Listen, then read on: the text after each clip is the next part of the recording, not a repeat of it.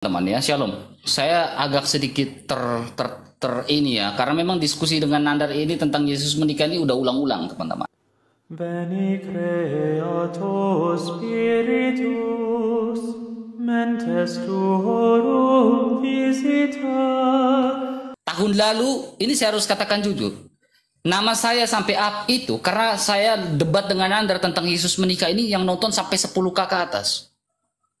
Tahun lalu sampai saya dikenal oleh banyak orang, ya itu saya harus akun itu. Dan begini teman-teman, dan saat itu juga Nandar mengakui bahwa Yesus tidak menikah. Nah, saya hanya sedikit menggelitik, yang menggelitik di dalam hati saya, yang menggelitik dalam perdiskusian ini adalah Nandar ketika Nandar membawa data katanya bapak-bapak gereja. Nandar, ketika kamu berdiskusi dengan yang lain mungkin it's okay ya. Tetapi ketika kamu berdiskusi dengan saya, jadi ini kita berbicara tentang tradisi lisan, tradisi suci. Ya, tradisi suci dari gereja Katolik. Jadi gereja Katolik itu bukan berbicara saja Alkitab saja, tetapi ada yang namanya tradisi suci. Ya. Nandar membawa data dari bapak-bapak gereja katanya. Nah, pertanyaan saya nih kepada Nandar nih. Bapak gereja siapa? Saya tidak akan tanya yang lain-lain. Saya tidak tanya yang lain-lain. Saya tanya Bapak gereja siapa yang mengatakan Yesus menikah? Dan Nandar, ketika kamu membawa data dari mana-mana, saya tidak akan percaya. Ketika kamu membawa data dari Katekismus Gereja Katolik, baru saya percaya, oh Yesus menikah dalam KGK sekian. Dalam KGK sekian. Atau ketika kamu mengatakan dari Rasul Yohanes punya murid namanya Santo Ignatius punya murid, atau Rasul Yohanes punya murid namanya Polikarpus, atau Santo Hippolytus, Santo-Santa yang mengatakan Yesus menikah, baru saya percaya. Tetapi ketika kau membawa data dari buku-buku yang lain, Nandar, saya punya banyak buku juga di depan saya. Saya tidak akan percaya. Kami orang Katolik tidak akan pernah percaya itu. Ya, tapi karena kamu mengatakan bahwa Bapak gereja yang mengatakan Yesus menikah, Bapak gereja namanya siapa? Nah, sekarang ini yang saya katakan pentingnya yang namanya suksesi apostolik. Kamu harus paham yang namanya suksesi apostolik di dalam gereja Katolik. Ketika kamu mengatakan ada satu nama sekian, misalnya namanya Bambang. Bambang ini suksesi apostoliknya dari mana? Saya akan kejar ini. Kamu percuma, ketika kamu bawa diskusi dengan saya, dengan orang Katolik, percuma Nandar. Kamu bawa buku ini, buku A, buku B, buku C, buku D. Gak akan diterima, gak ada masuknya di gereja Katolik. Orang Katolik gak akan percaya. Tapi ketika kau bilang, dalam Katekismus Gereja Katolik nomor 200 ini, sekarang Yesus menikah. Menikah dengan siapa? Katekismus Gereja, saya nggak mau bahas Alkitab. Saya mau bahas tradisi suci, karena ini bawa bapak-bapak gereja. Saya nggak ingat, saya disclaimer. Saya tidak mau bahas Alkitab, tapi saya mau bahas tradisi suci, karena Nandar sudah mengatakan bapak-bapak gereja. Nah, dalam KGK nomor berapa yang mengatakan Yesus menikah, dan ketika kalau Yesus menikah, pantaslah Yesus itu punya anak. Nah, pertanyaan saya, dalam bapak gereja namanya siapa? Dan ketika Yesus punya anak, namanya siapa? Di dalam KGK nomor berapa Yesus punya anak? Nandar, gak usah kemana-mana. Saya gak akan tanya iman kamu. Saya gak akan tanya Al-Quran kamu. Saya hanya pingin kamu pertanggungjawabkan omongan kamu ketika kamu mengatakan, saya gak bahas Alkitab nih. Saya gak bahas Alkitab. Saya lagi bahas namanya tradisi suci. Saya lagi bahas yang namanya suksesi apostolik. Siapa yang mengatakan itu? Suksesinya dari mana? Sehingga mengatakan Yesus menikah. Oke? Kemudian ketika mengatakan Yesus menikah, berarti Yesus punya anak. Nah, dalam Katekismus Gereja Katolik nomor berapa Yesus punya anak? Gak usah kemana-mana. Gak usah lari ke Alkitab. KGK. Nih. Orang Katolik tidak akan berbicara yang lain-lain. Orang Katolik akan fokus dengan ini. Karena sebelum adanya Alkitab, tradisi suci jalan duluan. Sudah ada duluan. Sekarang KGK nomor berapa Yesus menikah? KGK nomor berapa yang mengatakan Yesus punya anak? Anaknya nama siapa? Gak usah lari ke lahufa lah yang lain. Gak usah. Fokus di KGK. Silakan, mangga, tafadol lagi. Wih, tapadol. Oke. Ayo guys, masa kita kalah PK guys lawan RK. RK sudah baik sekarang, sudah nggak arogan lagi. Oke, langsung RK. Waktu saya berbicara tolong diam. Di mute RK, suaramu noise loh. Nah, terima kasih si RK dengan wajah baru, tidak arogan. Rupanya RK ini kurang menyimak, kurang mendengar ucapan saya. RK mengatakan, di mana Bapak Gereja Katolik mengatakan Yesus menikah. RK, saya nggak pernah tadi mengatakan Bapak-Bapak Gereja Katolik. Kalian pikir Bapak-Bapak Gereja itu hanya dalam perspektif Katolik. Romo Daniel Nurgantara disebut Bapak Gereja dia, Romo, ya, oleh orang ortodok. Ini saya tunjukkan datanya. Jadi yang disebut Bapak Gereja itu bukan hanya dari Katolik. Makanya kamu sudut pandangnya harus lebih luas. Nih, saya punya Alkitab edisi tadi. Memang kamu Katolik, tapi kamu harus luas hazanahnya. Karena Kristen itu bukan hanya Katolik. Ini saya punya Alkitab edisi tadi dari Lembaga Alkitab Indonesia. Saya bukakan kepada RK. Ya. Kalau Kristen itu tidak hanya berbicara tentang Katolik, RK. Kamu salah persepsi dengan saya. Teman-teman, kita lihat nih. Bentar ya, teman-teman lihat nih. Ini loh, dari kitabnya saja, Perjanjian Lama dan Alkitab dalam Kristen. Ada gereja Protestan, ada gereja Katolik, ada gereja Ortodok. Ya, saya nggak mengatakan tadi Bapak Gereja Katolik. Tidak, saya katakan Bapak Gereja. Bisa dari Ortodok, bisa dari gereja-gereja yang lainnya. Jadi supremasi hukumnya bukan dari Katolik, gitu loh. Kalau kamu mengatakan Bapak Gereja adalah Katolik, yaitu iman kamu. Tapi saya berbicara dengan fakta dan data. Ya. Teman-teman, kita lihat nih. Kita lihat di dalam data yang sudah saya berikan. Ini loh namanya RK, silakan kamu cek nih. Rasul Gereja orang-orang kudus zaman akhir awal, namanya Orson Hyde. Saya tidak mengatakan Bapak-Bapak Gereja Katolik. Tetapi dari denominasi lain yang diakui secara kekristenan. Namanya Orson Hyde. Yesus menerapkan poligami dan menikahi Maria Magdalena, Marta dan Maria dari Betania yang mengasuh anak-anak mereka. Saya tidak berbicara tentang apa? Saya tidak berbicara tentang Bapak-Bapak Gereja Katolik. Makanya kalau menyimak itu harus apa? Harus harus tahu gitu loh, apa yang saya maksud. Apa yang saya utarakan gitu loh. Ibes, waktu debat sama si Ibes nih WhatsApp saya. Itu sama Edis, saya bahasanya Yesus menikah, nggak ke yang lain.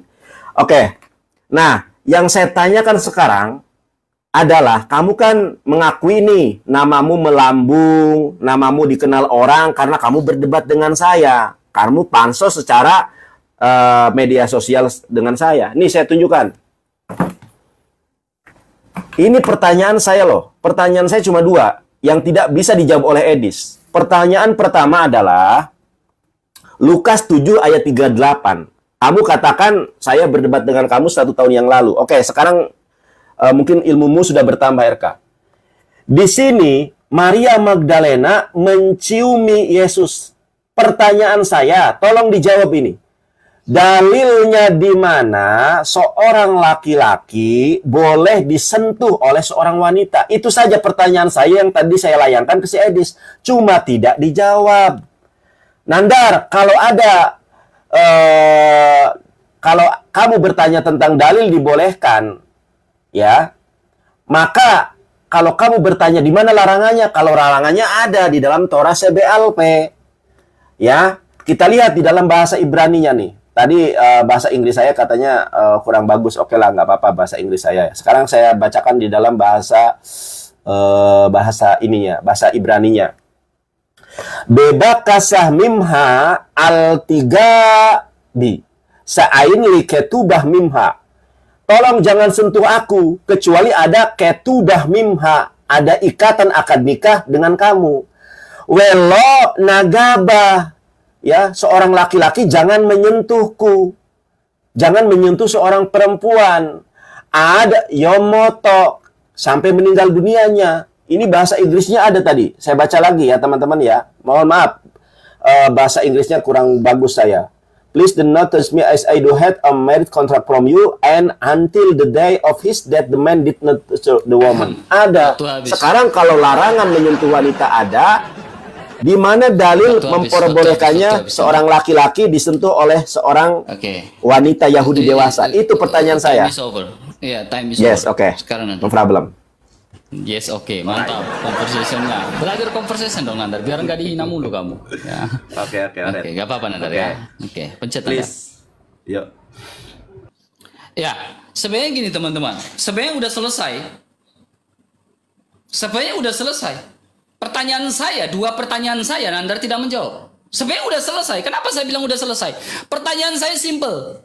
Ketika Nandar membawakan bapak-bapak gereja, nama yang tadi Nandar searching di Google itu bukan termasuk bapak gereja. Nanti saya akan jelaskan tentang suksesi apostolik Nandar menurut katekismus gereja. Sebenarnya udah selesai Nandar.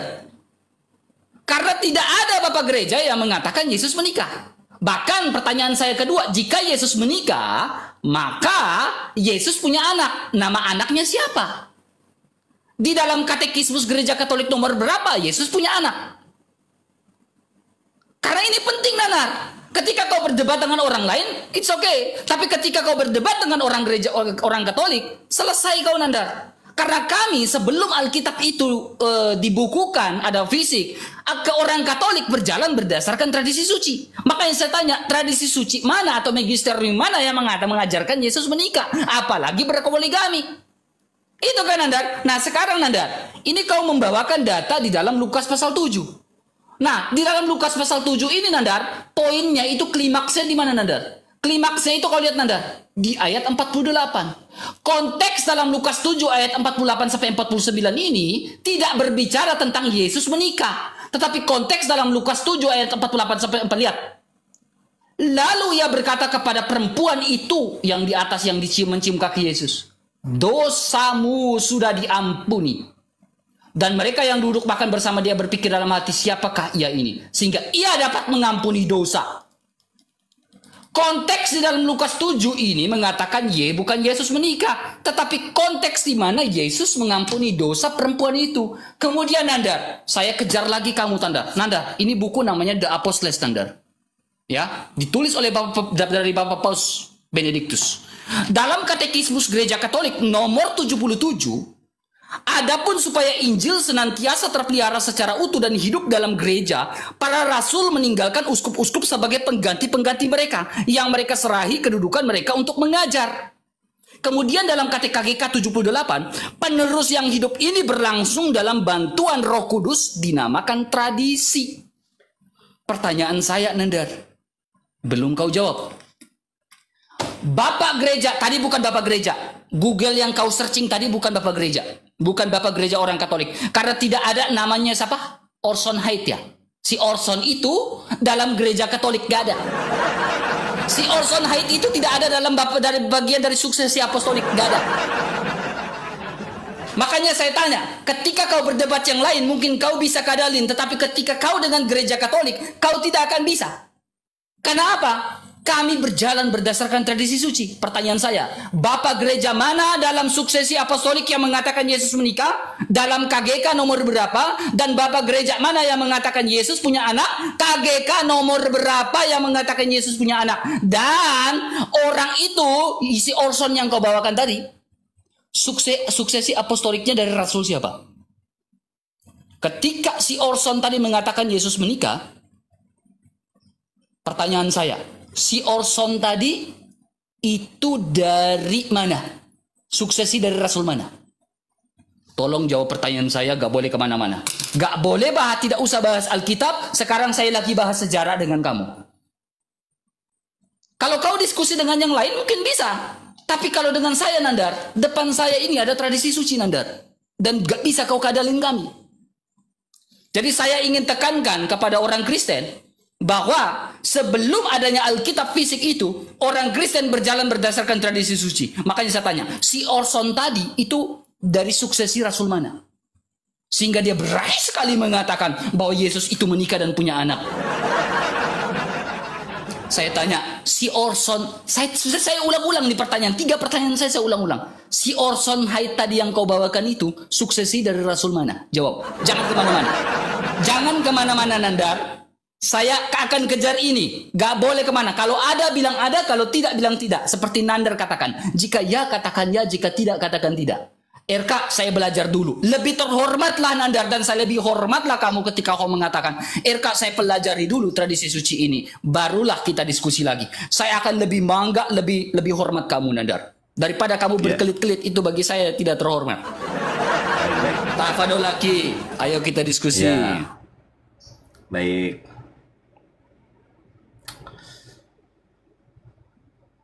Ayo terima. Terima RK. Saya nggak ngerti RK ini tadi menyimak saya atau tidak ya. Bentar,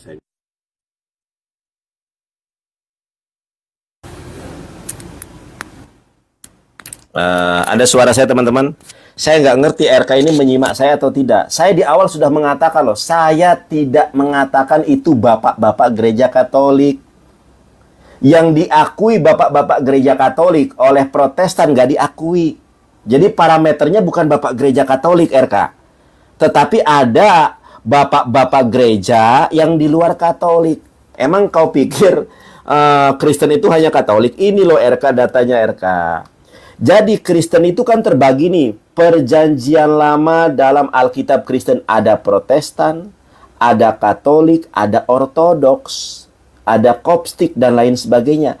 Jadi kamu itu bukan berkhotbah di tengah-tengah jemaat Katolik. Kamu sedang berdiskusi dengan orang Islam. Yang disebut dengan bapak gereja bukan hanya yang ada dalam Katolik, ada juga di Protestan. Martin Luther menurut Protestan ya bapak gereja mereka. Ya, Ortodok, contoh Daniel Danuarta itu bapak gereja mereka gitu loh. Jadi tolong kamu sedang berdiskusi dengan orang Islam. Kamu bukan berdiskusi dengan jemaat Katolik RK. Nah, saya menyampaikan data dari bapak gereja yang bukan Katolik. Sudah saya katakan di awal, itu bukan Katolik dan saya tidak pernah bernarasi itu Katolik. Ini loh. Ini datanya. Rasul gereja, bukan Rasul masjid. Rasul gereja orang-orang kudus. Zaman akhir awal Orson Hyde mengajarkan bahwa Yesus menerapkan poligami dan menikahi Maria Magdalena, Marta dan Maria dari Betania, mengasuh anak-anak mereka. Ia juga mengajarkan bahwa perkawinan di Kana adalah perkawinan Yesus itu sendiri. P2K stekom.ic.id ya. Seksualitas Yesus Universitas Stekom Semarang. Ini lembaga pendidikan, bro. Bukan googling sembarangan. Ada lembaga pendidikan ini, bro. Nah, makanya yang saya tanyakan, kalau dalil larangan seorang laki-laki disentuh oleh perempuan ada until the day of his death the man did not touch the woman. Ada datanya larangan menyentuh wanita yang bukan mahram. Sama dengan Islam. Di dalam hadis yang sahih, ditusuknya kepala seorang di antara kalian dengan jarum besi lebih baik daripada menyentuh wanita yang bukan mahram.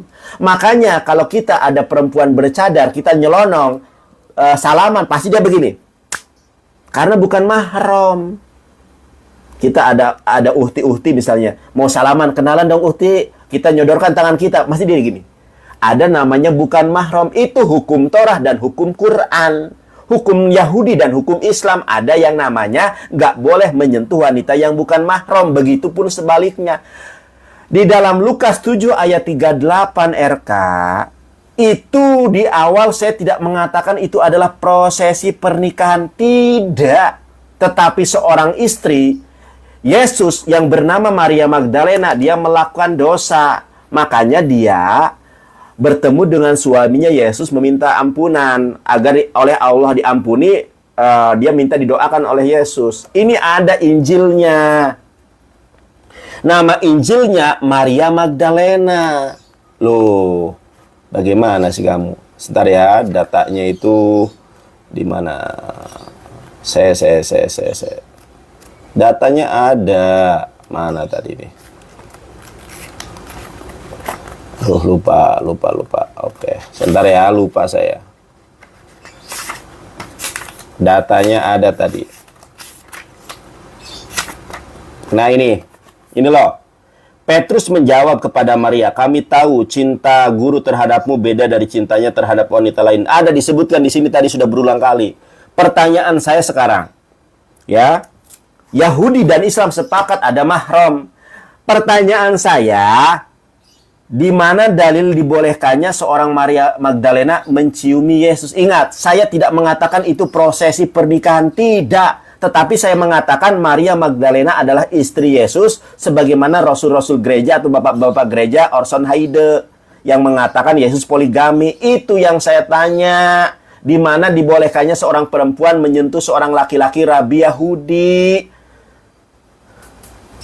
Oke, Nanda. Paham sampai di sini? Selesai Nanda. Iya, Jika kamu ya, kalau katakan ya, jika tidak katakan tidak. iya, kan tidak, bukan Bapak Gereja Katolik saya bilang. Kan sudah saya jawab jujur. Itu dong. Iya dong. Gitu dong Nandar. Sebenarnya selesai sih Nandar. Udah. Ya udah. Saya udah sudah selesai. Perdebatan ini sudah selesai. Karena gini Nandar ya. Saya bilang selesai. Kenapa saya bilang sudah selesai? Dalam Wahyu pasal 21 ayat 14 itu berbicara tentang 12 batu dasar dan di atas tertulis ke-12 nama Rasul Anak Domba. Ya kan? Jadi dihubungkan dengan KGK nomor 74 bahwa adanya suksesi apostolik. Ya. Jadi dalam kitab Wahyu peranan para rasul dalam secara khusus kelompok 12 dijelaskan dalam perspektif ekskatologi dalam Yerusalem surgawi yang digambarkan sebagai sebuah kota tembok-tembok mempunyai 12. Jadi ke-12 rasul ini mempunyai suksesi apostolik. Rasul ini punya suksesi kepada siapa? Rasul ini punya muridnya siapa? Ini kepada siapa mengajarkan kepada ini? Dan itu yang namanya tradisi suci. Nah, kemudian saya menyambari omongan Nandar. Nandar berbicara tentang Orson Haide. Nandar, Orson Haide ini berarti bukan Katolik kan? Ya, bukan bagian dari suksesi para rasul kan pengajarannya. Ini Nandar, saya catat loh Nandar. Nih. Ini ada poin pertama nih Nandar. Lihat sini Nandar. Ini poin kedua. Ketika kau membawa Orson Haide, ya kan? Orson Haide ini tidak punya suksesi apostolik. Jadi saya bilang Nandar, data-data sampah seperti itu jangan kau bawa ke saya. Jangan kau bawa ke orang Katolik. Karena gak berguna data-data sampah itu untuk orang Katolik. Sampah data itu. Ketika kau membawa data sampah Orson Haide yang mengatakan Yesus menikah, yang tidak ada suksesinya, saya katakan itu sampah. Ya. Kenapa saya bilang sampah? Ini Nandar. Ini katekismus gereja. Ya.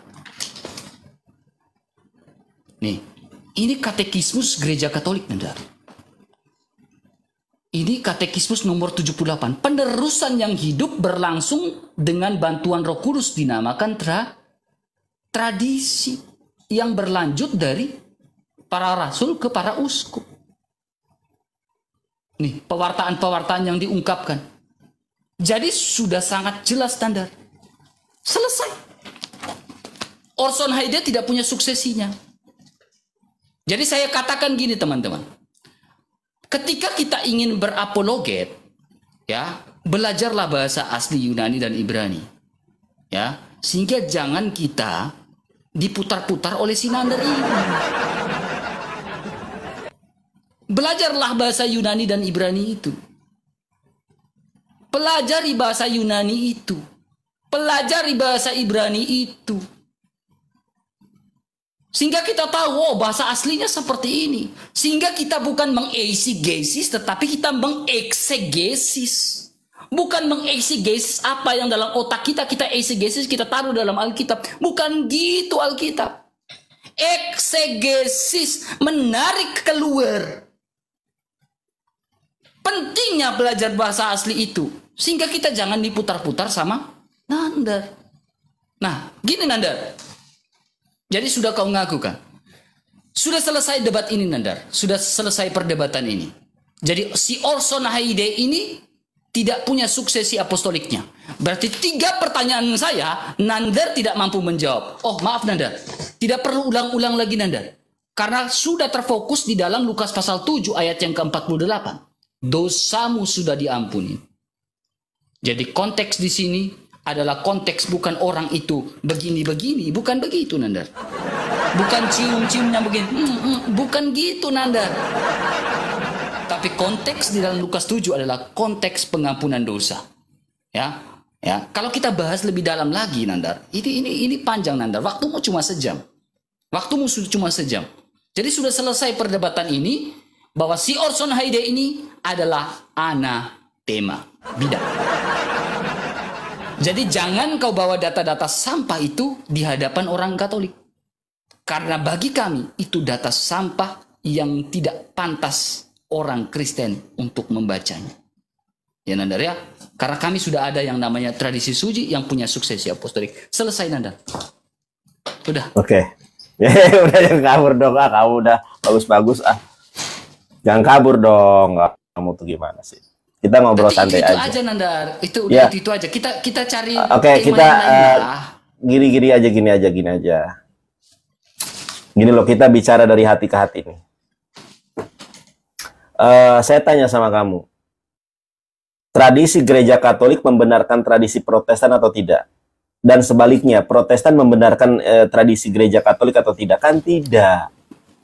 Begitu juga dengan dalam Katolik mengatakan Protestan adalah saudara yang terpisah. Tetapi kita mengimani Tritunggal Maha Kudus. Udah. Baik.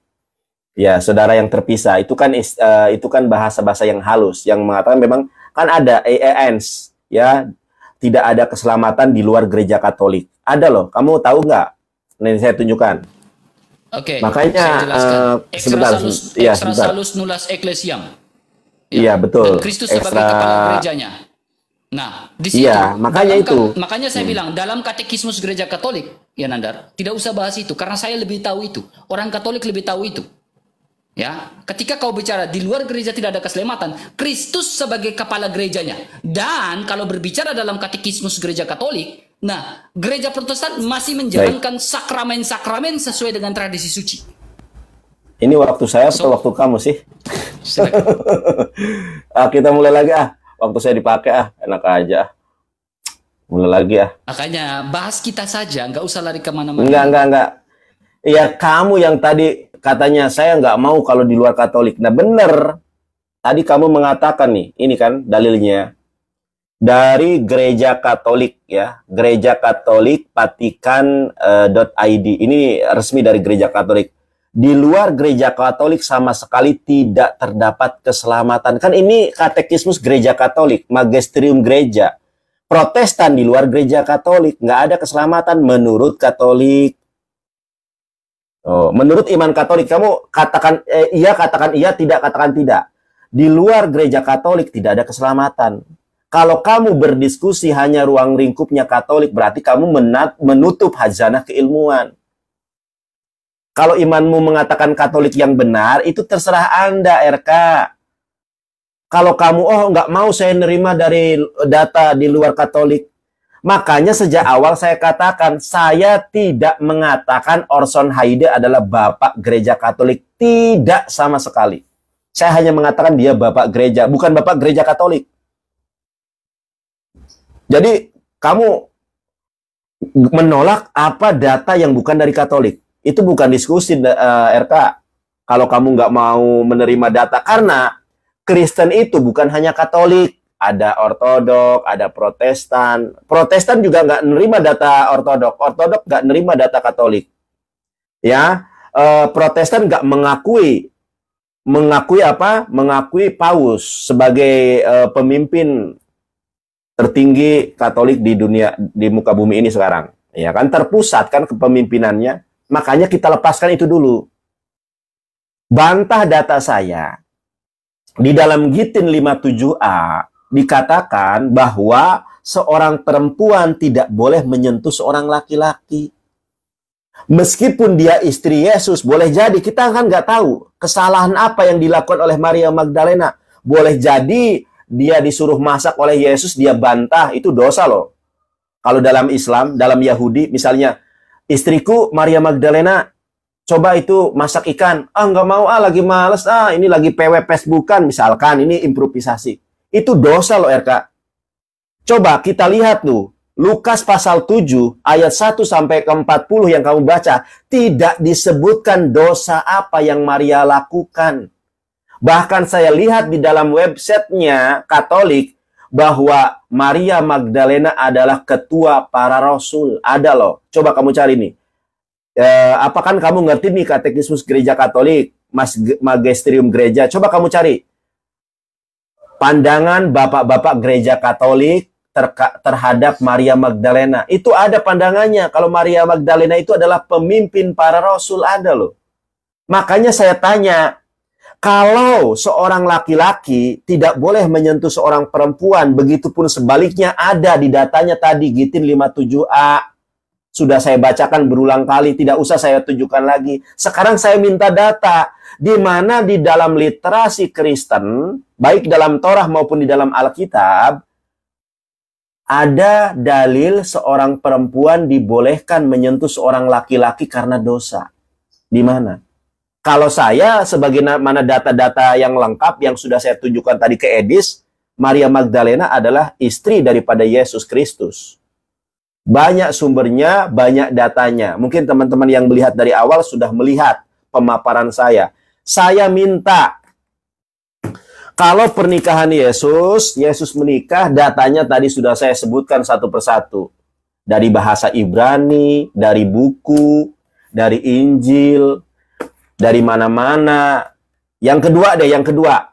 Saya tanya sama kamu, RK. Kamu kan tadi sudah mengatakan saya sudah berdebat dengan Nandar ini 1 tahun yang lalu. Bahkan orang-orang kenal saya. Saya jadi naik, yang nonton sampai 10.000 itu karena debat dengan Nandar. Itu kan pansos namanya. Tapi saya nggak permasalahkan itu. Saya tanya yang kedua.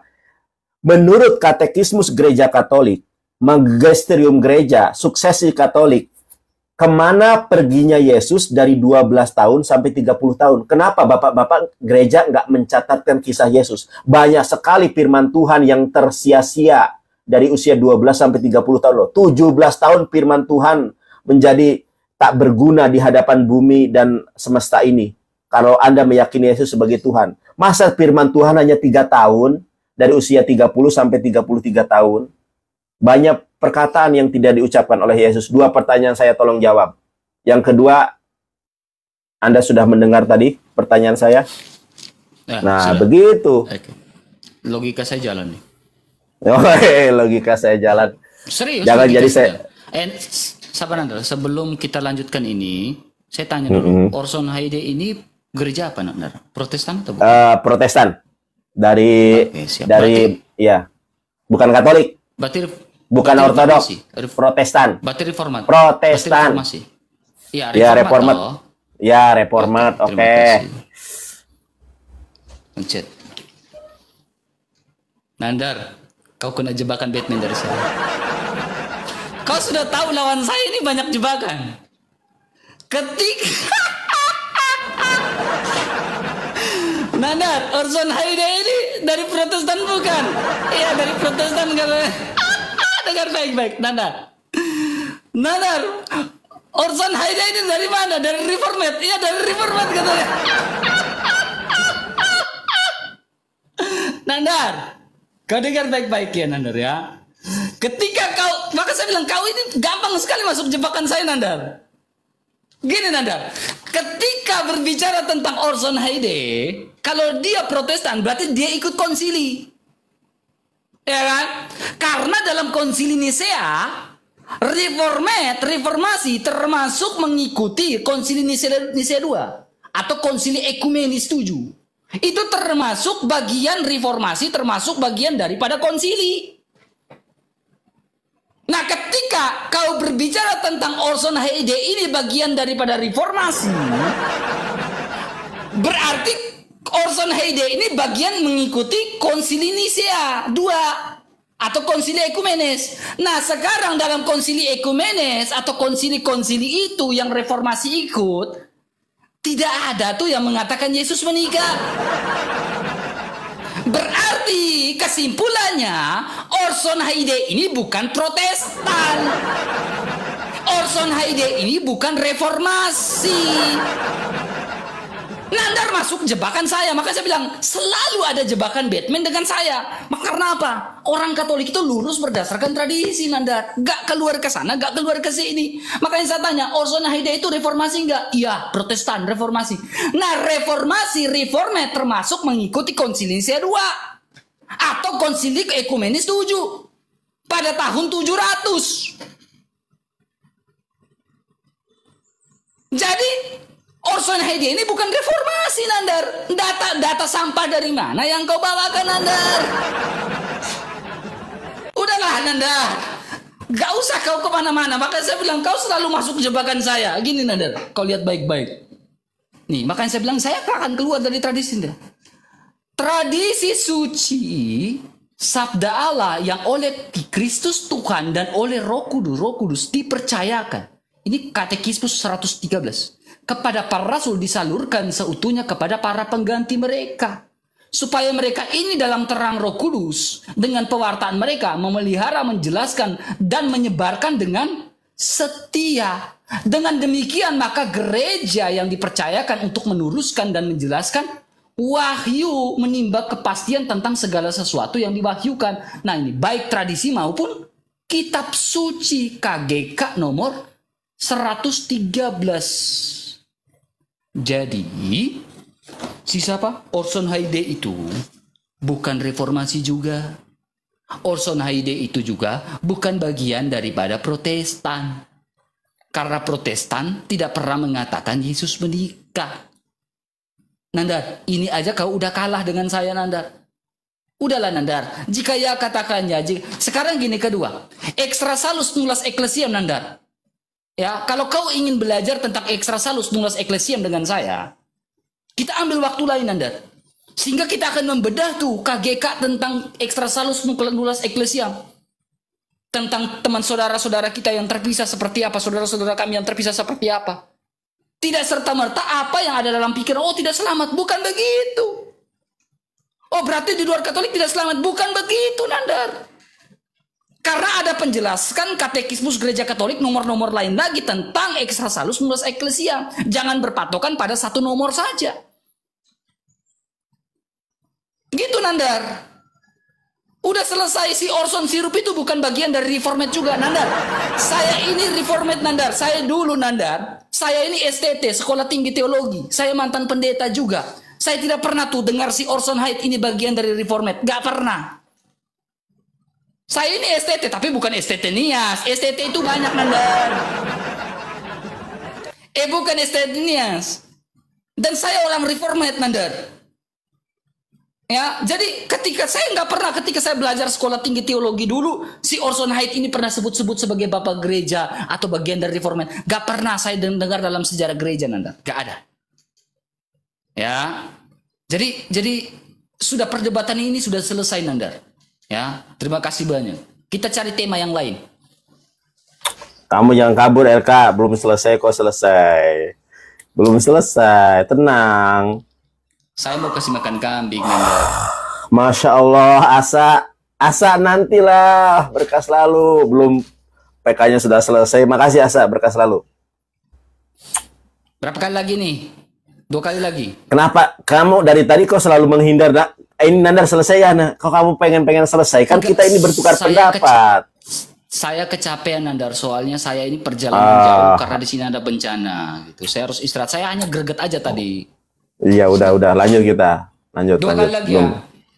ya. Kamu tuh kenal sama dia? Saya belum dijawab. Enggak, saya capek. Terima saya kasih. capek. Saya hanya greget aja. Silakan. Oke, teman-teman ya. RK nggak jujur juga teman-teman ya. Konsili Nisia II adalah konsili yang diakui sebagai konsili ketujuh oleh Gereja Katolik Roma dan Ortodok Timur.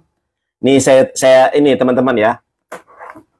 Jadi konsili itu kalau di dalam hukum seperti arbitrase, menyelesaikan sengketa antara kedua belah pihak. Kenapa konsili itu ada konsili 1, ada konsili 2, ada konsili Efesus dan lain sebagainya? Karena banyak permasalahan yang timbul. Nah, konsili itu tidak semua dihadiri oleh kedua belah pihak. Kadang hanya mewakili hanya segelintir orang. Itu namanya konsili. Pelakunya konsiliator namanya. Tidak semua orang hadir dan nimbrung di situ. Kamu mau menjebak saya, salah jebakan. Jebakan Batman. RK yang ganteng dari tanah Papua. Ya. Jadi saya juga bukan anak kemarin sore yang bisa dijebak, RK. Saya juga bisa mencari dan bisa melihat datanya. Konsili sudah saya sebutkan. Pelakunya adalah konsiliator. Konsiliator itu kenapa ada konsili? Untuk menyelesaikan sengketa ada dari kedua belah pihak, Katolik Roma dengan Ortodok Timur, di konsili kedua itu. Dan tidak semua permasalahan ada pada konsili itu. Konsili kedua bukan bahas Yesus menikah, karena pernikahan Yesus sudah hal yang sangat terbuka pada saat itu, tidak usah dikonsilikan.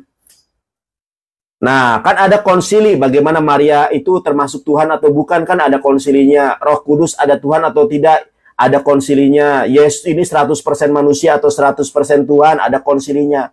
Kalau pernikahan Yesus, ngapain dibuat konsili? Itu sesuatu yang lumrah. Di dalam Lukas, pada usia 8 hari, Yesus disunat. Jangan melebar kemana-mana. RK, tolong sudahi diskusi ini dengan ilmu dan wawasan yang lebih daripada kamu yang setahun yang lalu. Saya tanya nih. Tanya Ustadz, tanya Kiai. Boleh nggak saya, Yonatan Nandar, melihat wanita cantik? Wah, gemes banget ini. Saya pengen cium, pengen saya sentuh, Boleh nggak? Nggak boleh. Ada sistem mahram. Ada hadisnya. Ditusuknya kepala salah seorang di antara kalian dengan jarum besi lebih baik daripada menyentuh wanita yang bukan mahram. Itulah Islam hadir agar wala taqrabuz zina. Janganlah kalian mendekati zina. Bagaimana Rasulullah SAW membuat langkah preventif dengan ancaman ditusuknya salah seorang kalian, kepala kalian dengan jarum besi lebih baik. Terima kasih Bunda Nurul. Daripada menyentuh wanita yang bukan mahram. Makanya saya tanya, data Yahudi, data Islam sama mengenal mahram. Kalau kamu tidak percaya, tanya rabi-rabi Yahudi. Ada di Sulawesi tuh, orang Yahudi. Ada sinagog di sana. Di Surabaya ada tuh. Tanya, bener nggak apa yang saya katakan? Pasti jawabannya bener. Makanya saya heran dong. Di dalam Lukas 7 ayat 38, kenapa Yesus disentuh oleh seorang Maria? Saya tidak mengatakan bahwa itu adalah prosesi pernikahan. Tidak. Saya mengatakan di situ istri Yesus nusus. Tahu nggak nusus? Melakukan sebuah kesalahan kepada suaminya. Makanya dia minta pengampunan dosa. Wahai suamiku, maafkan aku. Muah. Itu yang pertama. Yang kedua, tanya Ustadz, ada nggak nusus? Ada. Yang kedua adalah, kenapa banyak firman Tuhan yang mubazir? 17 tahun kisah Yesus ditutupi. Dari 12 sampai 30 tahun. Tadi saya sudah menunjukkan ke Edis bahwa salah satu fase kenapa ditutupi adalah pernikahan Yesus pada usia 18 tahun. Datanya banyak.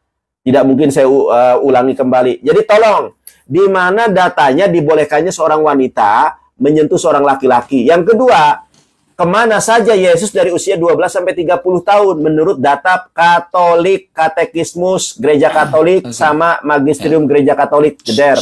Udah. Nah, jawab. Masih jangan jeder, lagi. jeder. Iya, kamu itu Ditanya apa jawabannya kemana-mana. Pencet. Iya. Pencet. Saya itu teman-teman. Mana?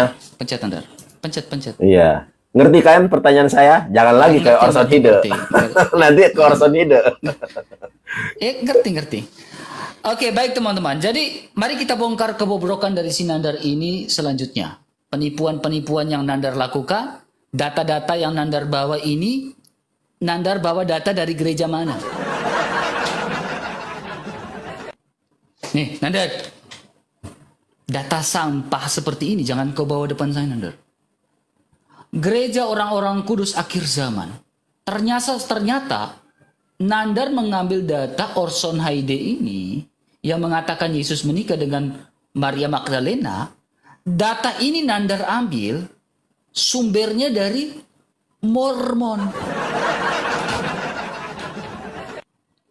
Nandar, Mormon itu anatema, Nandar. Mormon itu sesat. Jadi jangan, saya sudah katakan, jangan kau bawa data dari Mormon dengan saya. Saya sudah katakan, ketika kau mengatakan Yesus menikah, carilah data dari KGK. Masa data Mormon kau bawa depan saya sih, Nandar? Masa data dari Mormon kau bawa ini Nandar, kau lihat baik-baik Nandar. Data Orson Hide ini yang mengatakan Yesus menikah dengan siapa? Maria Magdalena. Ini data Mormon, Nandar. Dan Mormon itu bukan Kristen. Mormon itu bukan Kristen, Nandar. Jangan kau bawa data Mormon. Makanya saya bilang, Nandar, ketika kau berdebat dengan orang lain, mungkin bisa kau kadalin. Kalau dengan saya, Nandar, saya Katolik, saya punya ajaran jelas KGK. Dan satu hal, Nandar, ketika saya dulu jadi pendeta, saya reformat dulu, saya sekolah teologi dulu, saya nggak pernah dengar tuh Orson Hide itu ikut konsili Nisea II, nggak ada. Jadi Nandar, percuma kau berdebat dengan orang Katolik, sementara yang kau bawa data itu data sampah. Itu data sampah yang tidak bisa kau bawa depan saya. Gak akan. Si Orson Hide ini Mormon. Nah, Orson Hide ini tidak punya suksesi apostolik. Jadi jangan kau bawa ajaran yang tidak ada suksesi apostoliknya di hadapan saya. Karena percuma. Gak akan ada untungnya di hadapan saya. Karena bagi saya, Nandar, ini Nandar, si Orson Hide itu yang tidak ada sukses ini, Nandar.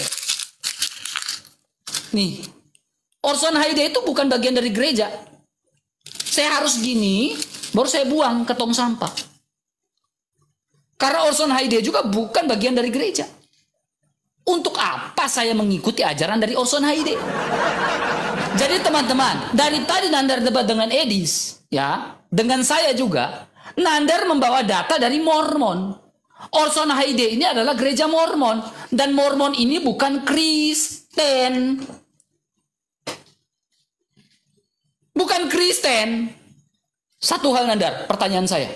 Jika Orson Hide ini adalah Kristen, gak usah kemana-mana. Karena kita lagi bahas Alkitab kan, satu arah, bukan dua arah. Ya kan? Kita lagi bahas Alkitab. Saya nggak bahas Al-Quranmu. Saya nggak tanya Al-Quranmu.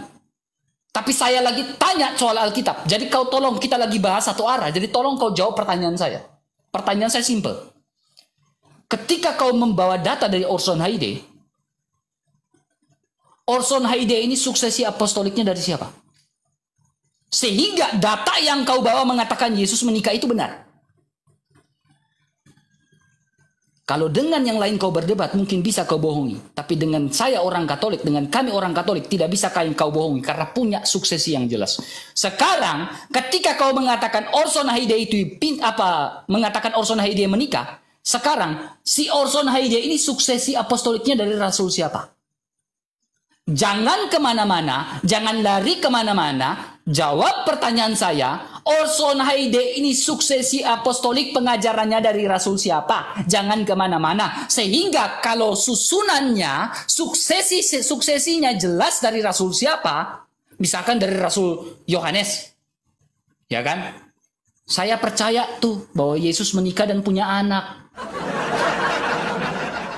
Tapi kalau nggak ada suksesi apostoliknya, Nandar, saya udah katakan ini Nandar, saya ambil, saya gini, saya buang ke tong sampah. Clear. Kak, kamu kok marah-marah dulu dari tadi? Aku biasa aja loh. Kamu marah-marah dari tadi tuh. Karena saya ini mengedukasi Nandar, itu public speaking. Ya udah. Saya Kita lanjut. Teman-teman Kristen. Lanjut. Ya. Jawab ya pertanyaan Lanjut. saya. Ya, baik. Saya ini dari tadi tidak membahas tentang Katolik, saya dari tadi tidak membahas tentang suksesi apostolik, saya tidak membahas itu.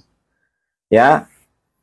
Anda menganatema Orson Haide, itu urusan Anda. Jangankan Orson Haide, Protestan saja dianatema oleh Katolik, tidak ada keselamatan di luar gereja Katolik. Jangankan Orson Haide, Protestan saja dianatema oleh Katolik. Kamu katakan iya atau tidak, kamu boleh jujur atau tidak, ya. Gereja Protestan menurut kalian sesat atau tidak? Ya. Ada keselamatan nggak di gereja Protestan menurut iman Katolik? Menurut katekismus gereja Katolik, tunjukkan katekismusnya yang mana? Magisteriumnya mana? Oke.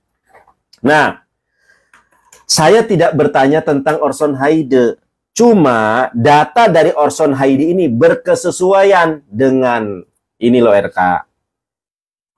Orson Haide ini berkesesuaian dengan arkeologi, di mana arkeologi ini belum ada yang bantah loh. Penemuan arkeologi paling kontroversial sepanjang masa, di mana Yesus punya anak, ini loh. Nih, ada Yosef, kemudian Maria dan Yuda putra Yesus, ini sejalan dengan data yang ada di sini. Dan sejalan juga dengan data yang ada di sini. Pernikahan Yesus. Di mana tadi sudah saya katakan, nih di halaman 9, mana halaman 9? Saya. Nih, coba kamu lihat nih. Nih. Berbagai cabang Yudaisme memiliki penafsiran sendiri-sendiri baik terhadap Taurat maupun Talmud. Tetapi satu hal yang disepakati oleh semua teks dan ajaran Yahudi adalah masalah perkawinan. Perkawinan dianggap penting bagi laki-laki maupun bagi perempuan. Uraian mengenai Taurat menyatakan dengan jelas bahwa tidak lengkaplah laki-laki yang tidak menikah. Dan 2000 tahun yang lalu, seandainya Yesus dari Nazaret belum menikah menjelang umur 18 tahun, dia akan dianggap sebagai makhluk yang sangat aneh. Jelas, seirama. Kemudian saya tanya kepada Anda, RK, di mana cerita Yesus dari usia 12 sampai 30 tahun? Miliaran firman Tuhan hilang. Kenapa dihilangkan loh? 17 tahun loh. Katanya Yesus adalah firman yang hidup. 17 tahun. Ingat loh, 17 tahun. Ini saya tunjukkan ya, di mana Yesus berada ketika berusia 12 sampai 30 tahun. Ini data dari Protestan nih, dari Ibu Rita Wahyu. Saya tunjukkan kepada kamu. Ya, dalam bahasa Ibrani. Kalau salah satu fase di Yesus itu adalah menikah. Nah, ini nih saya tunjukkan kepada kamu nih. Kamu bisa baca apa enggak? Nah, saya bacakan ya. Huhayah Omer ben Hames Sanin Lamikra, pada usia 5 tahun, ini Yesus tuh belajar Iqra. Ben Eser Lamisnah, pada usia 10 tahun dia belajar Misnah. Ben Salos Esre Lamispot, pada usia 13 tahun dia akil balik. Ya, namanya Lamispot, orangnya Bar Mispah. Ben Hames Esre la Talmud, pada usia 15 tahun dia belajar Talmud. Ben Semoneh Esre, pada usia 18 tahun lahupah, dia menikah, kawin. Kalau nggak ngerti nikah mah nih, ya, pada usia 18 kanopi pengantin, lahupah namanya. Apa itu lahupah? Cari aja di Google. Lahupah itu adalah siri kenisah lahupah. Profesi pemberkatan nikah Yahudi melalui fase itu, sesuai dengan data yang ada di sini, sesuai dengan data menurut Orson Haide, sesuai RK, sesuai Yesus menerapkan poligami, sesuai datanya. Makanya kamu jangan hanya terkungkung dengan dogma bapak-bapak gereja. Harus berwawasan luas. Data dari Ibu Rita Wahyu sudah saya tunjukkan. Makanya saya tanya kepada Anda, bayangkan RK, Kristen mengakui Yesus adalah firman yang hidup.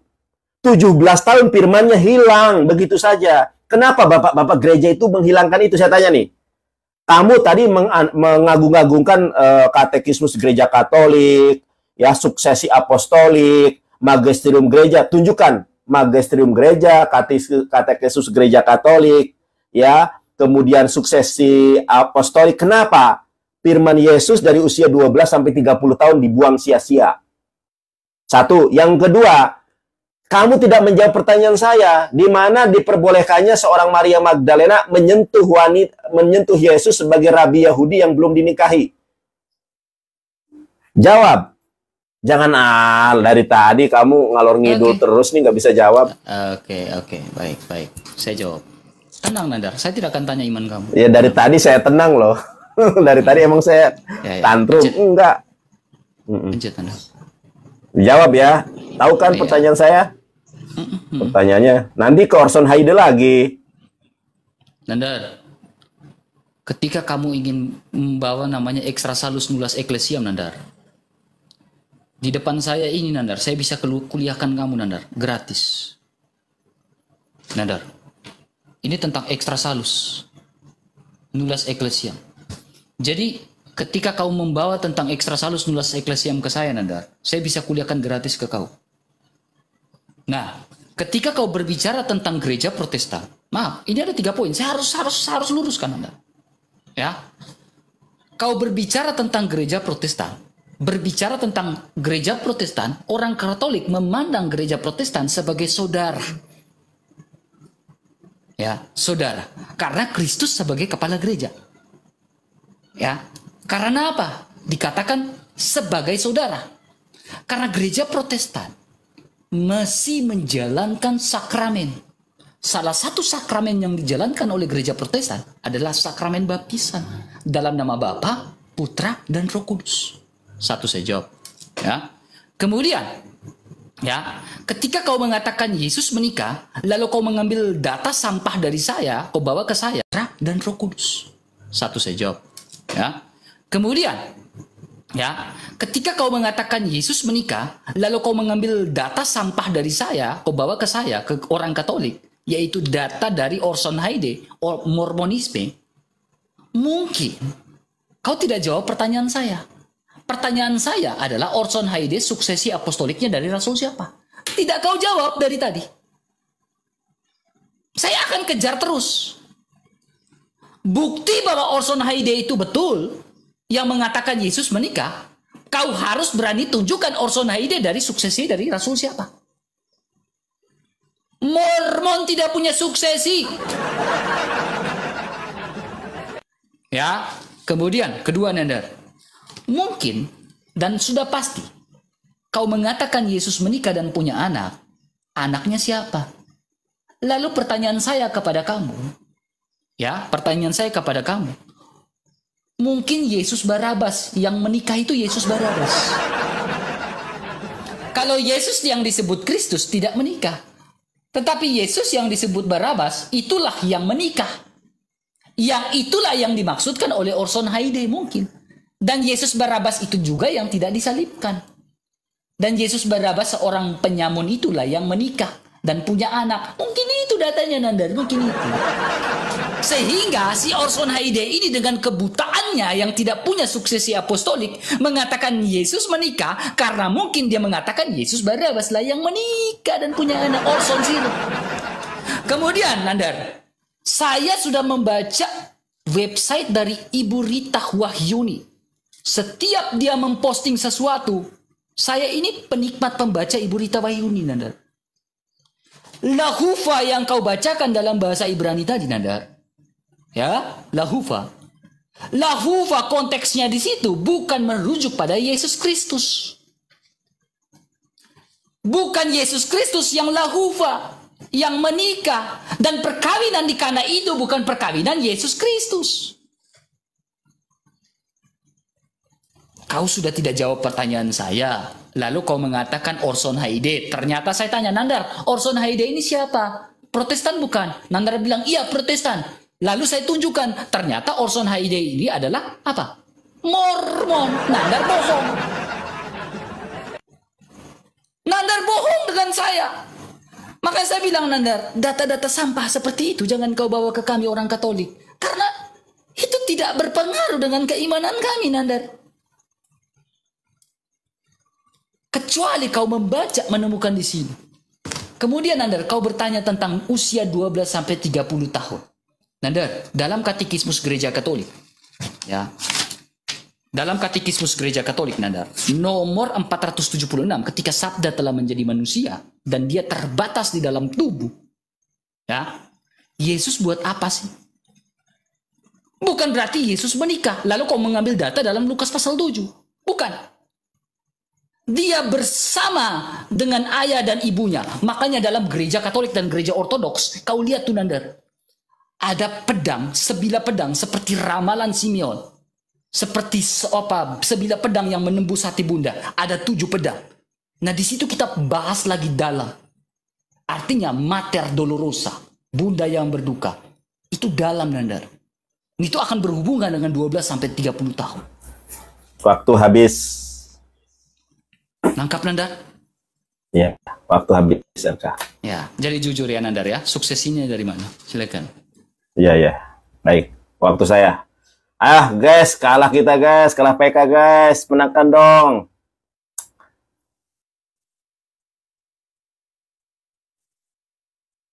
Terima. Pada mulanya adalah firman. Firman itu bersama-sama dengan Allah. Dan firman itu adalah Allah. Belum mulai. Saya sudah minta. Saya sudah minta kau yang belum terima. Pencet dulu. Patas dulu di situ. Batal dulu. Batal dulu di situ. Oke, mulai. Saya yang mulai nih. Terima.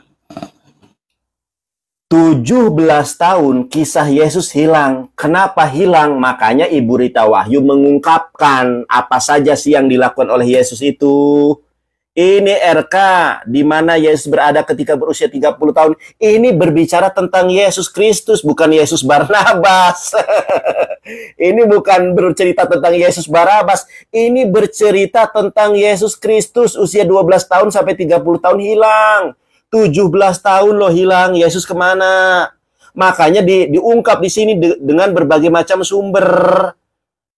Ternyata salah satu sumbernya ini loh. Di manakah Yesus ketika usia 12 sampai 30 tahun? Ini dijelaskan nih. Ini kan ada namanya Yeled, usia bayi. Ada yang namanya Yoneh, usia menyusu. Kemudian ada yang namanya Olel, lebih tua daripada balita lah. Ada yang namanya Gemul, usia di sapi. Ini dijelaskan usia-usianya, mulai tubuh remaja dan lain sebagainya. Penjelasannya lebih dari situ dijelaskan di sini. Nah, nih ini tahapan pendidikan Yahudi. Yesus sebagai orang Yahudi pertama adalah Mikra, Misnah, Mispot, Talmud. Ya, pada usia 15 tahun dijelaskan ini loh rentetannya. Kamu bohong kalau kamu sudah membaca. Itu kebohongan kamu yang pertama. Ini berbicara tentang Yesus Kristus, bukan Yesus Barabas. Kamu bohong nih, satu kebohonganmu terungkap. RK, kamu jangan bohong tentang ini loh. Ini data dari Katolik resmi loh. Kamu jangan membohongi loh. Ini dari data dari Vatikan Katolik yo. .id ini akun resmi nih, ya. Di luar gereja Katolik sama sekali tidak terdapat keselamatan. Dogma di luar gereja Katolik tidak terdapat keselamatan. Extra Ecclesiam Nulla Salus atau EENS. Ini jelas sakramen Katolik dengan sakramen Protestan berbeda, RK. Saya juga tidak bodoh Katolik. Sakramen Katolik itu ada 7. Kalau sakramen Protestan cuma 2. Baptisan Katolik dipercik, cik. Kalau baptisan Protestan masuk kolam. Kamu jangan bohong, saya juga bukan orang yang awam tentang Katolik. Dalam Protestan menolak Mariologi, pemberhalaan terhadap Bunda Maria. Cari gereja Protestan mana di Indonesia yang ada Gua Marianya? Nggak ada. Cari gereja Protestan mana yang mengakui Bunda Maria masih hidup. Nggak ada. Cari gereja Protestan mana yang doa novena. Nggak ada. Oh, kamu ketahuan. RK, jangan bohong RK. Saya itu ngerti loh. Sakramen Katolik, liturgi Katolik, saya paham itu. Pertanyaan saya nggak dijawab. Kamu larinya ke, kamu ada apa dengan Orson Hyde sih? Sampai segitunya sama Orson Hyde. Pertanyaan saya RK. Kalau larangan menyentuh wanita yang bukan mahram, ada dalilnya, ada dasarnya. Diakui atau tidak terserah Anda. Yang saya tanya, di mana dalil dibolehkannya Maria Magdalena menciumi kaki Yesus? Kalau larangan menyentuh dan menciumi itu ada, larangan ada. Dibolehkannya di mana? Kamu jawab pakai ayat 40. Maria Magdalena berdosa. Saya tanya, emang seorang istri tidak boleh berdosa sama suaminya? Di situ saya katakan, bukan prosesi pernikahan. Bukan. Tetapi prosesi seorang istri bertobat di depan suaminya. Kamu aja bertobat di depan pastor, Romo, pengakuan dosa. Ya kan, ada tuh, di bilik tuh kan. Pengampunan dosa Romo, saya sudah berdosa berzina Romo. Ampunilah saya Romo. Kan ada pengakuan dosa. Sama, kalau Katolik ada pengakuan dosa, kenapa dengan istrinya Yesus Maria Magdalena nggak ada pengakuan dosa? Itu pengakuan Maria Magdalena kepada suaminya Yesus Kristus. Saya akui itu. Yang kedua, katanya Yesus adalah sang firman. Firman yang menjelma menjadi manusia. Bayangkan loh RK, bayangkan sama kamu.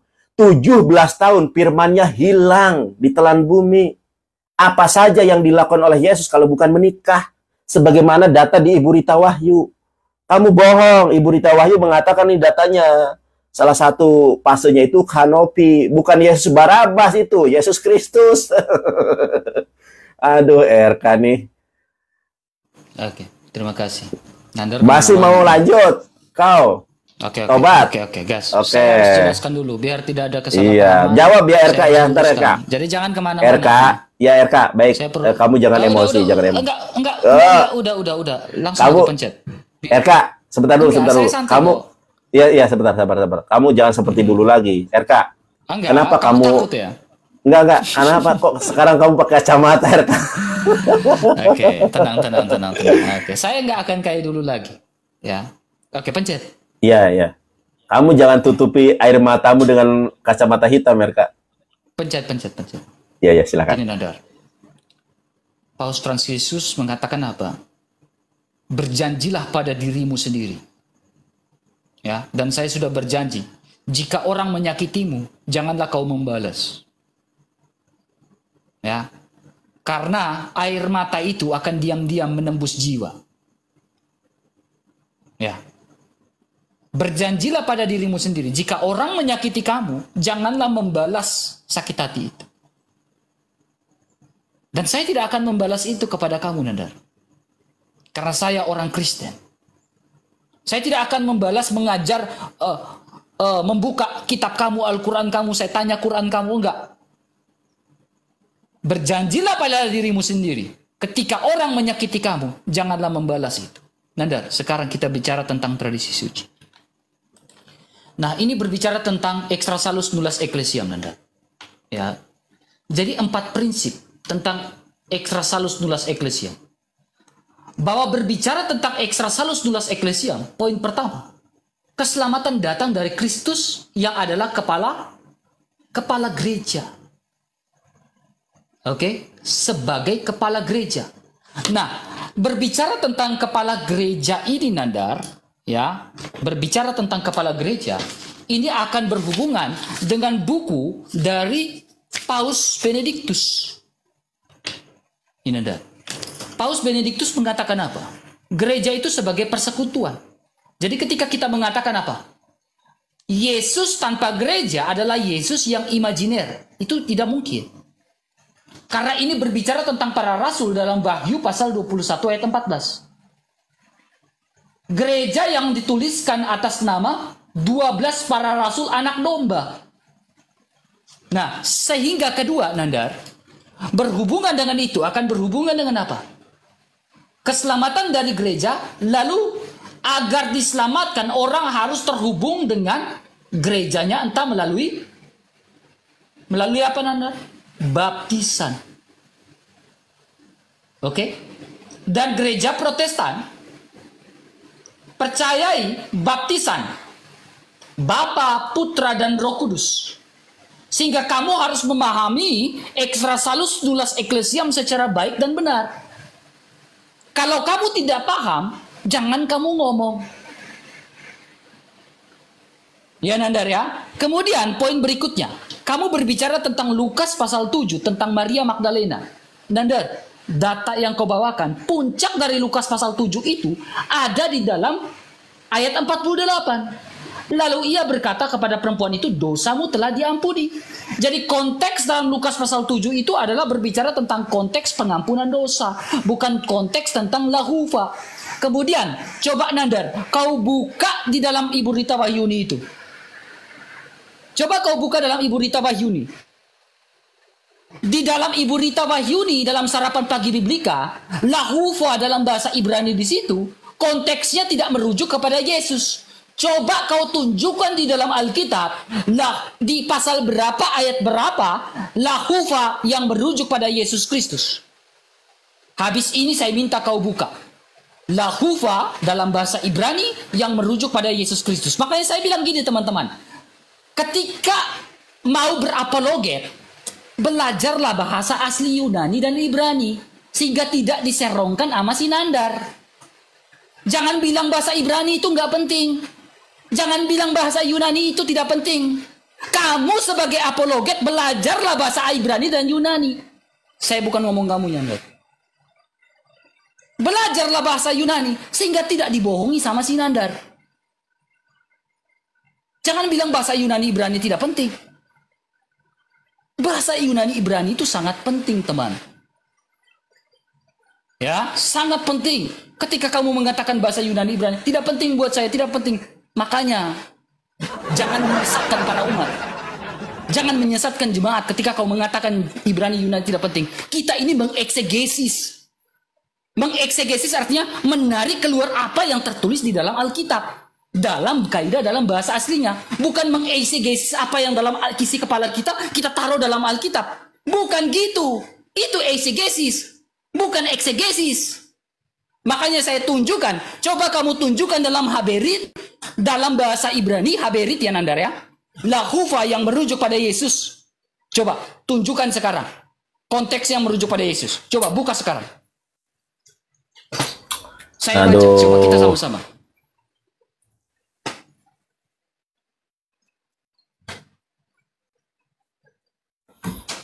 Ayo, betul nih RK nih. Mau nangis dia. Coba, RK. Coba, saya pengen buka itu Ibrani tadi. Coba buka Ibrani tadi. Iya. Yang merujuk pada Yesus. Iya, baik. Bentar ya. Oh, sekarang mau nggak usah pakai waktu dulu berarti ya. Karena kita mau baca bersama kan. Kalau TikTokan kamu KO dengan saya. Nanti nggak enak kalau TikTokan kamu pasti hancur dengan saya. Saya nggak mau mempermalukan kamu. Sebentar ya. Saya off mic saya. Oke. Tektokan aja nggak apa-apa. Kita tektokan aja nggak apa-apa NK. Kita coba dulu ya, trial dulu tektokan ya. Nanti sekarang kalau tektokan kamu yakin? Iya yakin, tapi kondusif. kita jangan adu suara. Kamu ya. yakin kondusif atau tidak? Saya yakin kondusif. Yang penting kita jangan adu suara. Kamu tunjukkan di dalam Alkitab, dalam sebentar. Sabar. Ya ampun, ini waktu saya. Kan? Iya, ini kan waktu saya. Waktu kamu sudah. Ini belum. Nah, kamu buka di dalam kitab apa, pasal berapa yang mengatakan Yesus nikah yang tertulis lahufa. Coba dalam Haberit bahasa Ibrani saya bukakan. Kitab apa, pasal berapa, ayat berapa yang mengatakan lahufa yang merujuk pada Yesus. Coba buka. Saya buka Ibrani. Boleh. Ya, boleh. Silakan. Boleh. Oke. Saya jawab dulu. Silakan. Oke, RK ini waktu saya. Sebentar dulu, kamu mak adu suara jadinya. Kitab apa? Bahasa Ibrani kitab apa? Ya, sebentar dulu. Boleh nggak saya jelaskan dulu? Boleh saya jelaskan? Oke, silakan. Makanya kau saya jelaskan dulu. Udah. Ya sudah. Udah ambil waktu kamu udah. Jangan ajak aku tektokan. Udah. Iya, baik, nggak usah tektokan ya. Gak usah Kamu tektokan. bakal kena skak dari saya. Ya, Lanjut. ini Waktu suatu. kamu silakan. Iya, kamu pakai suara soalnya, bukan pakai ilmu. Di mute, di mute, di mute. Di mute. Si RK pertama sudah berbohong. Karena menurut Katolik, ya, baptisan percik menurut Katolik itu hanya dengan baptis percik, teman-teman. Baptis percik. Kalau Protestan itu bukan baptis percik, tapi baptis selam. Beda. Oke. Teman-teman, kalau sakramen dari Protestan, dua sakramen dalam agama Kristen Protestan adalah baptisan dan perjamuan kudus. Cuma dua ini saja. Itu juga baptis selam, bukan baptis percik. Jadi kamu ketampol nih, kamu sudah bohong. Kalau Protestan dan Katolik sama, kamu nggak bisa membohongi saya di situ. Kita lihat teman-teman ya. Nih, dalam gereja Katolik ada 7 sakramen. Sakramen baptis, ekaristi, penguatan krisma, taubat, perkawinan, imamat, pengurapan orang sakit. Ada 7. Dari baptisan percik dan selam saja sudah beda. Tapi saya tidak mau membahas itu. Teman-teman, kan saya tanya nih sama RK. Bang RK, iya Bang Nandar. Kalau larangan dalil seorang wanita tidak diperbolehkan menyentuh seorang laki-laki, ada dalilnya di dalam Torah CB Alfe Gitin 57a. Tadi sudah saya tunjukkan. Saya minta dong dalil di mana di dalam Bible seorang perempuan boleh mencium, menyentuh seorang laki-laki. Saya tanya itu, nggak dijawab. Kamu nggak jawab itu. Dan saya tidak mengatakan itu prosesi perkawinan, tidak.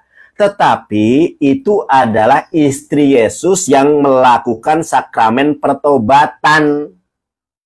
Sebagaimana yang diakui oleh Katolik ada sakramen tobat, pertobatan. Ini ya bertobat di depan suaminya. Mohon maaf suamiku, aku dosa. Aku disuruh bikin sayur asem malah sayur garam asin. Mohon maaf ya. Itu bukan dosa lah yang lainnya. Oke. Kemudian, mana lagi? Tadi saya mau nunjukin data apa nih? Teman-teman lihat ini. Yang kedua, RK, kan saya tanya, di mana usia Yesus dari usia 12 sampai 30 tahun? Ada 17 tahun loh. Kisah Yesus hilang dari Alkitab. Sengaja dihilangkan. Kamu minta data dari Brit Hadasah. Sementara Yohanes 21 ayat 25 ya, Gospel Yohanes pasal 20 sebentar ya. Yohanes pasal 21 ayat 25. Nih, kita lihat nih teman-teman. Ini loh. Masih banyak hal lain yang diperbuat oleh Yesus, tetapi jika semuanya harus ditulis satu persatu, maka agaknya dunia ini tidak dapat memuat semua kitab yang harus tertulis itu. Ternyata ada sesuatu yang dilakukan oleh Yesus yang tidak ditulis. Bagaimana kamu meminta yang tertulis, sementara tertulis itu jelas di dalam Torah. Ini loh, ini kamu minta baca, nanti tolong kamu bacakan ya. Kamu menghimbau jemaat yang lain harus bisa bahasa Ibrani. Coba. Kita baca nih sama-sama ya. Huhayah Omer ben Hames Sanim Lamikra. Pada usia 5 tahun, Yesus itu belajar Ikro. Ben Eser Lamisnah. Pada usia 10 tahun, dia belajar Misnah. Ben Salos Esreh Lamispot. Akil balik, bar mispah namanya. Ben Hames Esreh la Talmud. Pada usia 15 tahun, dia belajar Talmud. Ben Semone Esreh lahupah. Ini berbicara tentang siapa? Tentang Yesus. Lahupah itu apa? Ini loh. Kanopi pengantin itu lahupah. Ini konteksnya buat siapa? Bukan buat Yesus Barabas. Ini konteksnya buat Yesus. Lihat judulnya. Lihat ke atas nih. Di mana Yesus ketika berusia 12 sampai 30 tahun. Konteksnya yang dibahas adalah Yesus. Bukan Yesus Barabas. Ngerti atau tidak, Son? Son, gagal maning.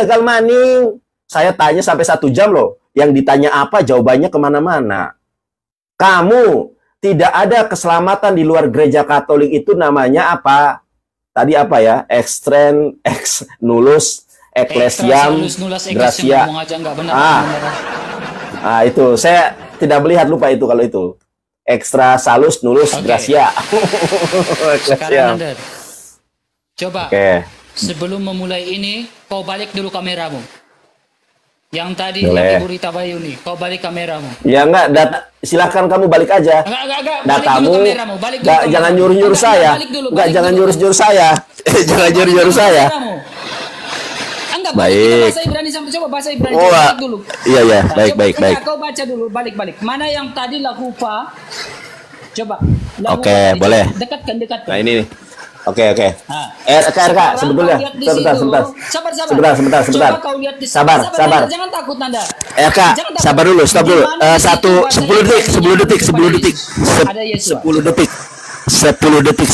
Di mute dulu. Kamu suaranya berisik. Hujan ya? Di mute dulu. RK, katanya kamu sudah berjanji tidak akan lagi marah-marah, tidak akan lagi adu arogansi. Sekarang sudah memulai kamu sudah melanggar janjimu. Enggak. Santai Begini, aja. Nandar. Ya sudah, kan bisa baik-baik. Sebentar. Iya, sudah Kan bisa 10 baik-baik, sudah 10 Nandar. Sudah 10 Tuh kan detik. udah mulai. Kan kamu bisa Iya, sudah 10 baik-baik, detik. Nandar. Sudah 10 Nandar detik. ganteng. Oke, Coba kamu buka. Ini kamu sudah Nandar buka, udah gitu. Nah, silakan saya buka nih. Silakan kamu baca ya. Nih. Oke.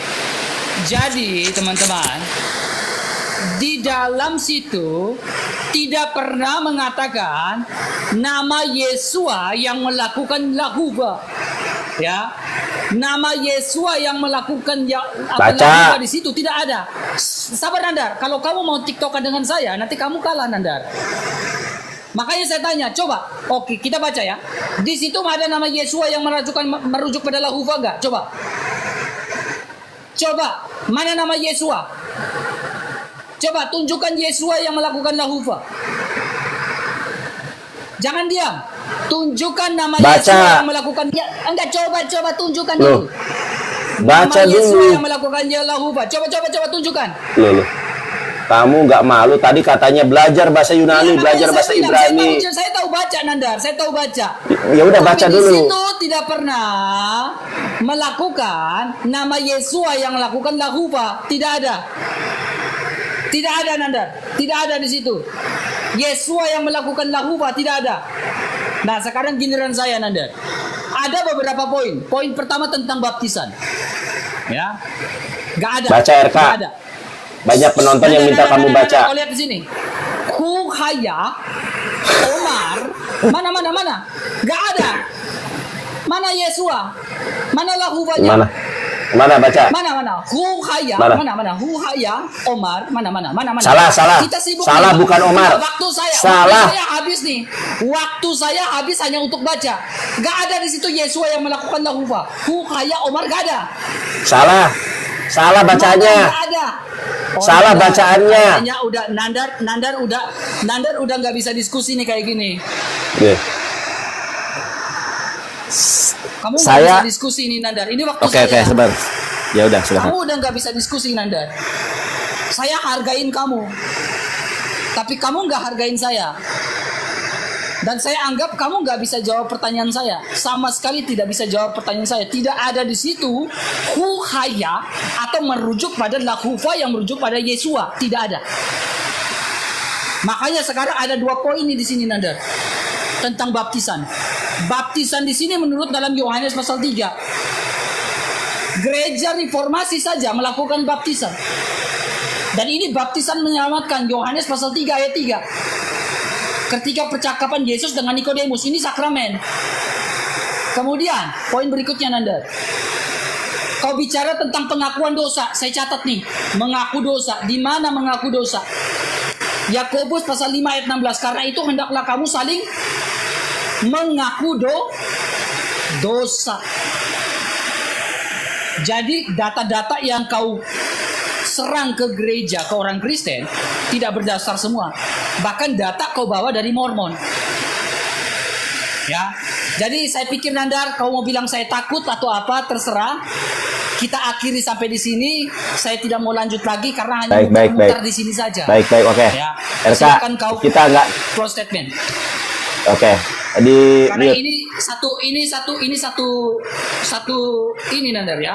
Kita Baik. selesai karena saya yang penting gini Nandar. Ini waktu saya dulu, Baik. sabar, masih 1 menit. Karena di sini Nandar, ya kita bicara satu arah. Ya, kita bicara satu arah. Saya hanya mau meluruskan kepada teman-teman tentang pertanyaan-pertanyaan kamu yang dari tadi kamu diskusi dengan Edis. Ya, saya hanya meluruskan secara alkitabiah dan juga secara tradisi gereja. Dan nyatanya kamu tidak bisa jawab pertanyaan saya sama sekali. Dan ini sudah berakhir. Ya, tidak usah kamu kemana-mana, lari ke baptisan, kamu lari ke sini, kamu lari ke situ. Jadi tidak konteks nih, tidak fokus nih diskusinya. Habis waktunya RK. Ya. 1 menit Sudah, kan. kamu close statement, saya close statement. Iya. Kamu close statement, saya close Baik. statement. Oke, gini aja. Di mute dulu RK. Berisik kali suaramu itu. Berisik. Apologet Kristen, belajar bahasa Ibrani. Belajar bahasa Yunani. Kalian jangan mau dibodohi Nandar. Kalian terjemahan saja. RK baca Huhayah Omar. Salah. Salah bacaannya. Kamu nuntut orang lain, nuntut apologet Kristen yang lain. Kalian jangan mau dibodohi Nandar. Belajar Ibrani. Itu Sebentar, kan Pak. Ini boleh, waktu Nandar. saya. Waktu kan saya. boleh. Ini waktu saya. Ini waktu saya. Katanya klasik. Holen dan Ain. Ain berarti Holen Waktu Omar. waktu saya. Dasarnya kan adalah Amar. Waktu saya RK. Artinya Waktu berkata. saya. Waktu saya RK. Kamu kan tadi saya hanya improvisasi. Apologet Kristen, jangan kalah sama Nandar. Penting bahasa Ibrani, penting bahasa Yunani. RK baca. Aduh, gunakan waktu saya untuk baca RK. Coba kamu baca. Kan kamu tadi menyuruh-nyuruh orang Kristen belajar Ibrani. Coba baca. Nandar, coba kau lihat. Ya, kau lihat itu. Hukhaya Iya. Omer. Nah, benar. Hukhaya Omer Ben. Ya. Kambes. Udah Hah? itu, lanjut lagi. Kames. Ya Kames aja kan Kames kan. Ben. Salah. Kames mana? Ya, Bukan Kames. Lanjut. Sebelah Bukan lanjut lagi. Enggak, bukan lanjut. Kames. Kamu lagi itu mem. Ya Kames ya. Udah. Syayim, Sanim. Salah, bukan Sayim. Ya, Bukan Sanim. Sayim. Ya Sanim. Sanim. Si Iya, terus. Yot mem. Nanda, Terus. itu terlalu anak-anak Nanda kita baca bahasa Ibrani. Terlalu Aduh. anak-anak. Saya bisa Udah, baca stop. Nanda. Udah. Baik, Ya, siap. terlalu anak-anak Baik. Nanda. Baik. Luar Terlalu biasa. Anak-anak. Makanya saya bilang Baik. paling kurang apologet bisa bahasa Ibrani. Baca. Baik. paling kurang. Oke, di mute dulu. Marah-marah. Yaudah, maaf aku gak mau. Jangan meluk ngetes-ngetes saya, Nanda. Iya. Kalau saya bisa baca, jangan ngetes saya. Iya. Baik. Nah, saya akan bacakan yang benar RK begini ya. Coba kamu perhatikan, tanya Bambung Nursena. Kalau Bambung Nursena melihat ya, Ibu Rita Wahyu, saya bacakan ya. Huhayah Omer ben Hameshanim lamikra. Pada saat Yesus usia 5 tahun dia belajar Iqra membaca. Ben Mana di situ Asher nama Yesus? lamisna. Pada Mana usia Yesus? 10 tahun dia belajar Mana di misna. situ Yesus? Sebentar. Mana Yesus di situ? Mana Yesus? Baca. Mana Yesus? Baca. Mana Yesus? Baca. Mana Loh. Yesua? Baca. Mana Yesua? Mana Yesus? Baca. Mana situ? Iya, baca. Mana Yesus? Baca. Nggak ada Ini Yesus. waktu Kamu saya coba loh. ada Yesus mana? Gak ada Nanda. RK. RK, kamu jangan sampai Yesus melanggar itu. janjimu loh. Kamu jangan sampai melanggar Sudah janjimu kamu loh. framing, Kamu janjinya Nanda. apa? Gak ada Loh, Yesus di situ. emang salah bacaannya. Loh, Gak ini ada kan waktu Yesus. saya. Coba kau tunjukkan Loh, kata udah Yesus mulai di situ. tuh. Mulai. Kamu RK janji loh. Kamu sudah berjanji loh kepada Saya udah Tuhanmu. janji, tapi saya ingin Iya, tanya, sebentar. mana kata Yesus di situ? Timernya ini waktu saya. Gak ada Yesua di situ. Ya sudahlah. Ya sudah teman-teman. Oke. Saya nggak mau hubungan diskusi kita jadi buruk. Soalnya hanya satu debater Kristen Katolik yang berani diskusi sama saya cuma RK. Saya nggak mau kehilangan lawan diskusi. RK apa sih? RK aja yang berani. Joseph mewek, Edis kabur, Bom kabur. Cuma si RK yang bisa berdiskusi sampai selesai dari Katolik. Si Joseph mana berani diskusi sama lagi. Saya kasih paus 1 buat si Joseph kalau dia berani lawan saya. Ya. Jadi itu saja lah, nggak usah diperpanjang, biarkan orang yang menilai. Jadi RK saya mohon maaf kepada kamu dan saya nggak mau sampai kamu mengingkari janji kamu. Kamu sudah berjanji loh. Dengan ini saya berjanji, bersumpah demi Tuhan, saya tidak akan seperti dulu, Nandar. Saya akan santun. Tadi kamu sudah mulai terpancing emosi. Bukankah ada 9 buah roh? Kasih, sukacita, damai sejahtera, kesabaran, kemurahan, kebaikan, kesetiaan, kelemah lembutan, dan penguasaan diri. 9 buah roh, RK. Kamu penguasaan dirinya kurang. Baru segitu kamu sudah mulai arogansi lagi. Saya nggak mau itu. Oke, kalau kamu mau memang mengakhiri, saya haturkan terima kasih. Tadi kamu sudah closing, saya sudah closing. Jangan diperpanjang lagi. Ya, saya mohon maaf. Bukan saya bermaksud menguji, tetapi kamu tadi dengan lantang apologet otot. Harus bisa baca Ibrani biar nggak dibohongin. Harus. Wajib itu. Iya, iya. Harus bisa Yunadi. Iya, oke. Tos dulu tos. Maafkan, sampai saya belum minta maaf ke kamu, Nandar. Satu kali lagi saya Iya, belum minta boleh. maaf ke kamu. Boleh. Minta maaf. Jadi Nandar, minta maaf kalau saya ada salah-salah kata kepada Nandar juga, kepada teman-teman Kristen, kepada teman-teman Islam. Maaf kalau saya ada salah-salah kata ya. Ya, tidak bermaksud untuk menyakiti hati teman-teman Islam. Ya, tidak bermaksud. Tapi saya di sini hanya sebagai orang Kristen meluruskan apa yang ditanyakan oleh Nandar. Ya. Dan saya menepati janji saya bahwa saya tidak akan menanyakan Al-Quran sedikit pun. Bisa saya tanya, bisa. Tapi saya sebagai apologet, saya hanya meluruskan. Apologet berarti membahas kekristenan, membahas Alkitab, bukan membahas Al-Quran. Kalau membahas Al-Quran berarti bukan namanya apologet. 1 Petrus pasal 3 ayat 15 sampai 18. Karena apologet di situ berbicara tentang defense. Kecuali kita mau jadi penghujat. Kecuali kita mau jadi penghujat, penista, polemik. Bolehlah kau tanya kitab orang. Tapi kalau kau mau jadi apologet, berarti berani kau harus ditanya imannya. Karena konteks dari apologet itu dalam 1 Petrus pasal 3 ayat 15. Artinya defense. Kalau menyerang iman orang, menanyakan iman orang, berarti kita mau jadi polemik, bukan mau jadi apologet. Ya. Nah, Nandar ini kan mengatasnamakan apologet Islam Indonesia. Nah, dasar dari apologet itu defense. Berarti Nandar harus sibuk dengan kajian agamanya Nandar. Bukan sibuk menanyakan iman orang. Karena Nandar mengatasnamakan apologet Islam Indonesia. Membentengi kaidah umat Islam. Berarti harus membahas Islam dengan kajian-kajian Islam. Bukan membahas Kristen. Itu yang namanya apologet. Ya, coba kamu eksegesis kata apologize. Ya, kalau saya salah kata, maafkan saya Nandar. Saya juga tidak mau merusak hubungan baik saya dengan Nandar. Ya, saya akui Nandar hebat, Nandar luar biasa. Tidak ada debaters oten-oten yang bisa mengalahkan Nandar. Oke lah, yang penting Nandar hebat lah, udah. Ya, Nandar menang, RK kalah, udah, saya kalah. Nandar menang.